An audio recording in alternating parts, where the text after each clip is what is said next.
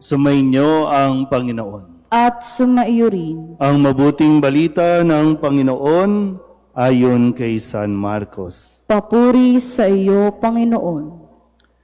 Noong panahong iyon, may dumating na mga Pariseyo at nakipagtalo kay Jesus at ibig nilang masilo siya, kaya hiningi nila na magpakita si Jesus ng isang tanda mula sa langit. Napabuntong hininga ng malalim si Jesus at ang wika, "Bakit naghahanap ng tanda ang lahing ito? Sinasabi ko sa inyo, hindi sila pagpapakitaan ng anumang tanda." Iniwan niya sila at pagkasakay sa bangka ay tumawid sa ibayo. Ang mabuting balita ng Panginoon. Pinupuri ka naming Panginoong Hesukristo. Isang magandang gabi po sa inyong lahat. Ngayon po ay Lunes ng ika-6 na linggo sa karaniwang panahon, 2 araw bago po tayo magpalit ng panahon o season bago tayo pumasok sa Kwaresma.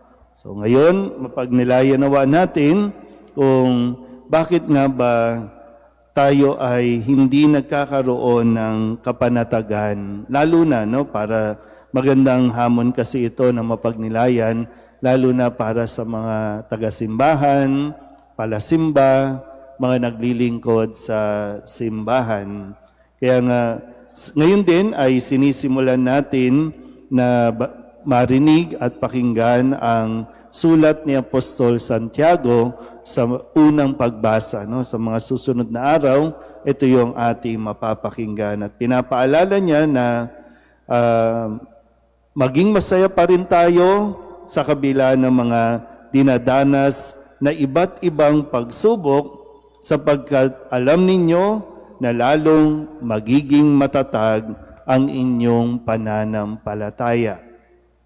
Sa karanasan natin, hindi naman laging masaya ang paglilingkod. Tama ba? Pero magandang mapag-isipan kung tayo ba ang nagiging sanhi ng kasayahan sa paglilingkod o tayo ang nagiging sanhi ng kalungkutan sa mga naglilingkod. Kasi kahala natin, di ba? Bakit gano'n? Naglilingkod lang naman tayo. Bakit makakarinig ka ng chismis? Makakarinig ka ng mga sabi-sabi? Makakarinig ka ng maraming mga sinasabi tungkol sa iyo. Di ba may mga ganun kayong kwento, no? Na maglilingkod ka lang naman, pero biglang mayroon kang maririnig na mula din naman sa ibang tao, na, uy, alam mo ba, sinabi ni ganito, ay, nako talaga naman, at ito pa. Di ba, may mga ganyan tayong kwento. At ang problema ay yung attitude natin. Hindi kasi natin kayang kontrolin kung ano ang pwedeng sabihin ng ibang tao sa iyo, o pwedeng meron silang imbentuhing kwento tungkol sa iyo, pero yung attitude natin, yun yung kailangan nating masuri. Na ibinibigay sa atin din yung halimbawa, paano ba hinaharap ni Jesus ang mga taong ito na patuloy siyang sinusubok? Patuloy na hinihingan siya ng tanda.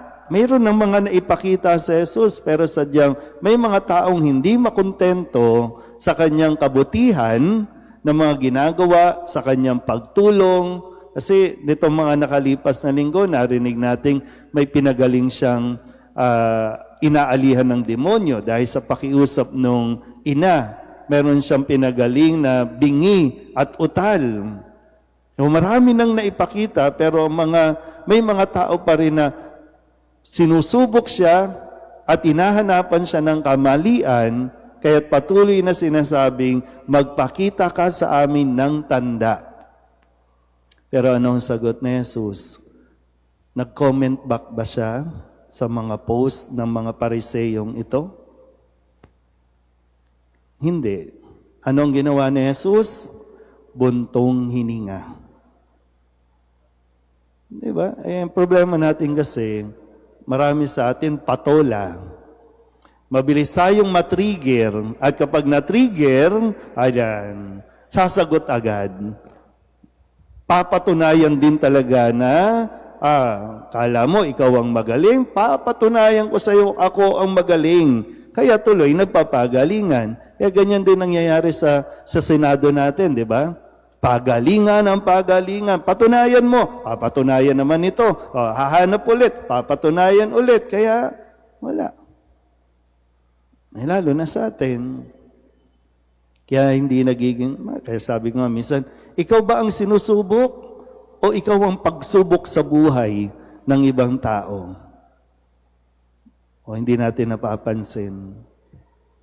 Kaya muli, no, sabi dito sa ating ebanghelyo, napabuntong hininga na lang si Jesus at nagtataka na lang siya. No? Kaya hindi niya pinagbigyan ang mga ito.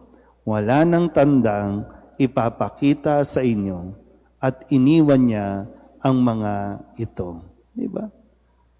Iwan mo, hindi mo kinakailangan patunayan ang iyong sarili, lalo na sa mga taong kahit kailan hindi maniniwala sa iyo.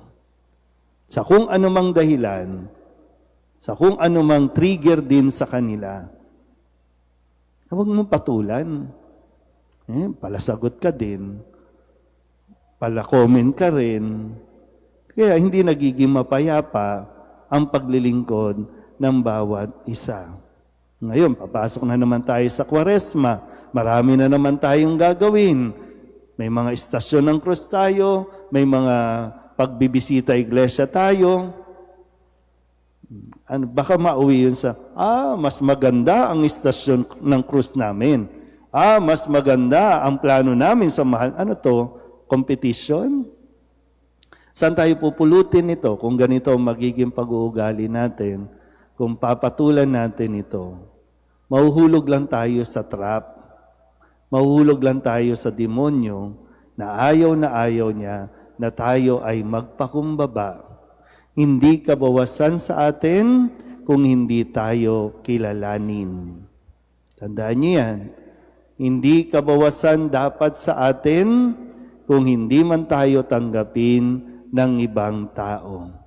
Kawalan nila kung hindi kanila tatanggapin.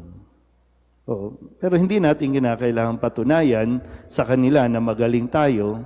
Hindi natin kinakailangan patunayan na kayang-kaya natin anuman ang sabihin nila. Kundi magpakumbaba pa rin tayo at mag-focus lang tayo sa kung ano ang higit at mabuti na dapat nating gawin. Amen?